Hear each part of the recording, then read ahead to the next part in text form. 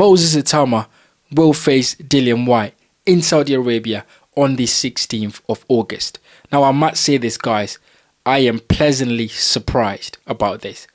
I did not expect this fight to happen right now. Now, when Dillian Whyte pulled out of the Ipswich card, I was thinking maybe he's going to fight someone like Joseph Parker or Lawrence Okoli because they've had some beef going on.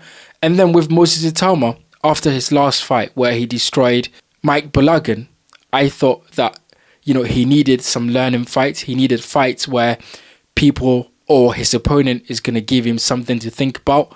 But I did not expect that to be Dillian Whyte. And I'm going to say here first, Moses Itauma is absolutely going to destroy Dillian Whyte. I don't see how Dillian Whyte will overcome the speed, the trickery, the southpaw of what Moses Itauma is, the skills, and the difficulty that it is when you're fighting a southpaw, the power that Moses Itauma possesses, and the youthful energy that he's going to bring in the ring. I do not see how Dillian Whyte is going to get around that. And Dillian Whyte, in my opinion, is shot. He's not the same fighter that he was 4, 5, 6 years ago. The left hook does not land like it used to anymore. His footwork he hasn't had great footwork anyway. But now that he's getting old and he's been knocked out a number of times, the footwork is not the same.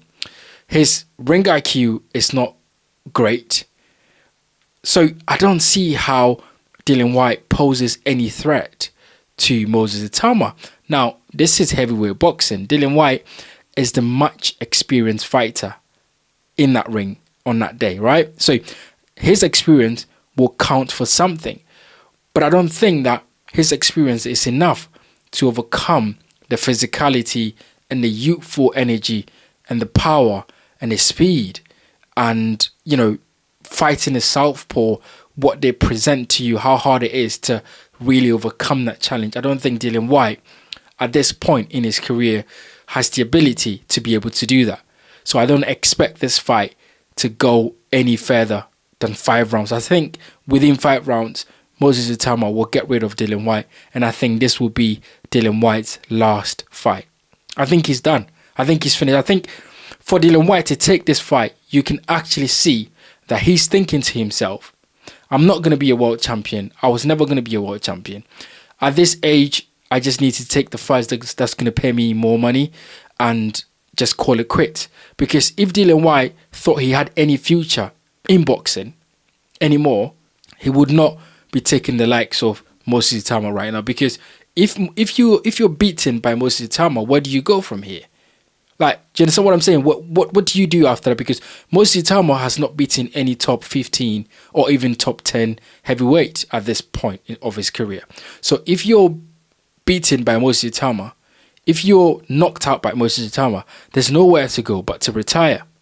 And although this fight would be a lot of promotion towards Moses Itauma, I think Dillian Whyte is getting a lot money that is being paid to him to take this fight, because I think if it wasn't for the money, Dillian Whyte would not take this fight, because he knows the risk that comes with this fight and he knows that he's going to get knocked out. He's going to give a very good account of himself, but he knows that he's not going to catch up to the young fighter that is on a roll, that is looking to make a name for himself. So he's basically accepted to be a gatekeeper, to get pummeled, to get beaten from pillar to post, to get knocked out, and to call it quits. And that's exactly what we're seeing. And that's exactly what we will see in this fight. This fight will not be close. This fight will be a demolition job. And, it doesn't, it gives Dillian Whyte a lot of money, this fight, but it doesn't do anything for his boxing career. If anything, he probably will be remembered as the guy that was knocked out by Moses Itauma as he was, coming through the ranks. So look, this is my initial reaction. I'm keen to know what you guys think about this. Did you expect this fight? I didn't. Did you knew that Dillian Whyte was going to take this route? Because I think there were some decent fights for Dillian Whyte. Joseph Parker, Derek Chisora is a fight that everybody would love to see. Both of them on their last legs, at the O2. They can sell it out and call it a day. I think that would have been a really good fight. Joseph Parker, as I mentioned, would have been a good fight. So Dillian Whyte had options on the table, but I think the money has made him make this decision. And I don't think he's going to regret it. I think he's going to make a lot of money from it and he's going to be happy with it. With Moses Itauma, this is a fantastic opportunity to be a former world title contender in Dillian Whyte, fighting the likes of Anthony Joshua, Joseph Parker, Tyson Fury. Dillian Whyte's CV is not bad. It's not the worst CV in the division, but it's not bad. So if Moses Itauma could get rid of Dillian Whyte, he answered some questions. Now, the question that everybody is asking when it comes to Moses Itauma is the fact that we haven't seen him take shots, right? So we don't know how strong his chin is. We don't know how he overcomes adversity in the ring because nobody has really attacked him. So we don't know how he's going to take when he's being attacked, when he's being hit more than he's hitting the other person, and how he overcome that. So it'll be really interesting to see. But honestly, I do not think that Dillian Whyte has the ability at this point in his career and the skill to give Moses Itauma any trouble. So I think after this fight, we're still going to ask the question, can Moses Itauma take shots? And that is something that will be interesting to see. But look, this is my initial thought. It is interesting to see this fight. I'm excited to see it because I want to see if Dillian Whyte can pose any threat. I want to see how Moses Itauma overcomes someone like Dillian Whyte in front of him.